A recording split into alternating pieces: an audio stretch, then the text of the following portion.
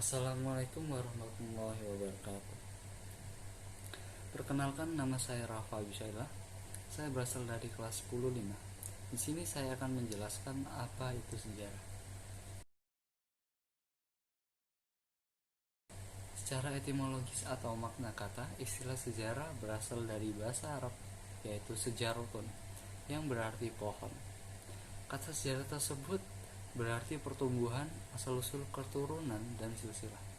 Maksudnya dari kata itu adalah sejarah itu ibaratkan sebuah pohon yang terus berkembang dan berkembang dari akar sampai rantingnya. Dalam bahasa Belanda, istilah sejarah disebut geschiedenis yang artinya terjadi. Dalam bahasa Inggris, kata sejarah, history, berasal dari bahasa Yunani, historia, yang berarti apa yang diketahui.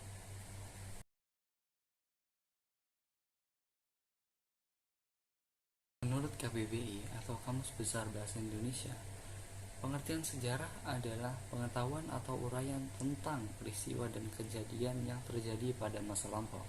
Pengertian-pengertian sejarah menurut para ahli seperti Herodotus, yang merupakan tokoh sejarah pertama yang diberi julukan The Father of History.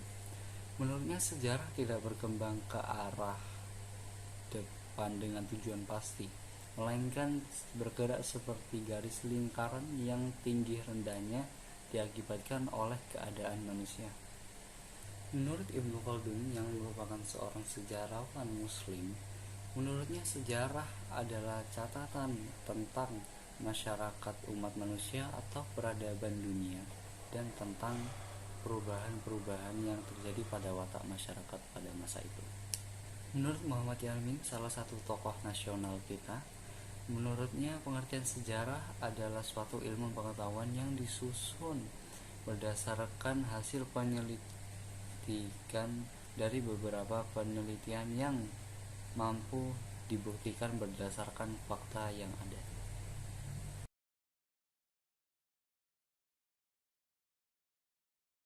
Sejarah sendiri memiliki dua hakikat, yaitu sejarah sebagai peristiwa dan sejarah sebagai kisah. Sejarah sebagai peristiwa berarti sejarah atau peristiwa yang terjadi di masa lampau. Sedangkan sejarah sebagai kisah adalah sejarah atau peristiwa-peristiwa yang telah terjadi lalu dihadirkan kembali dengan cara diceritakan melalui berbagai media. Sejarah sendiri memiliki 3 ciri-ciri, yaitu immortal, unik, dan important, yang berarti abadi, unik, dan penting. Sejarah berciri-ciri immortal atau abadi karena peristiwa tersebut tidak berubah-ubah.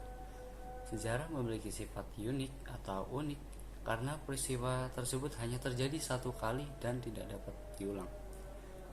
Sejarah juga memiliki ciri-ciri important atau penting karena mempunyai arti dalam kehidupan orang banyak. Sejarah sendiri bisa didapatkan dari 3 sumber, yaitu lisan, tulisan, dan benda.